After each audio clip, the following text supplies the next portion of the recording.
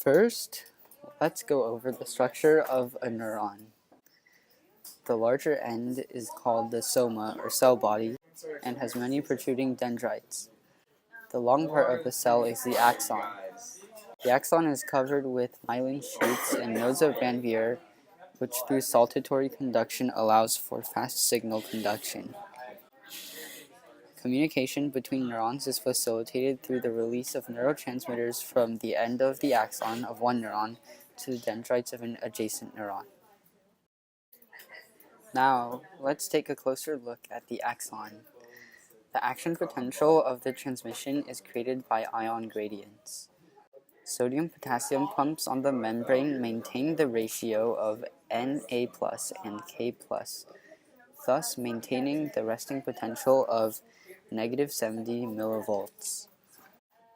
When a neuron begins to fire, sodium ion channels open, increasing the membrane potential.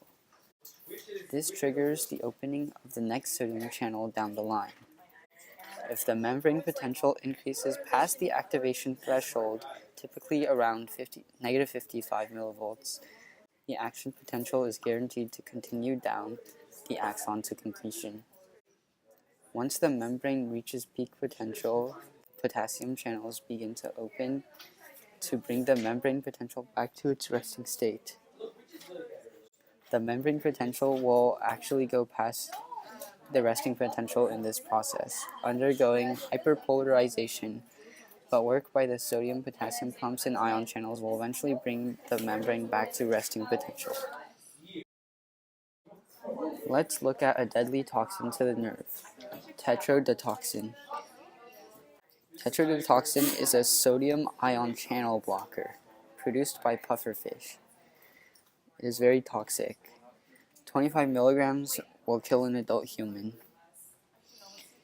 Tetrodotoxin binds to the extracellular side of sodium ion channels, acting like a cork in a bottle, and it prevents entry of sodium ions into the nerve cell that normally establishes the gradient necessary to propagate an action potential.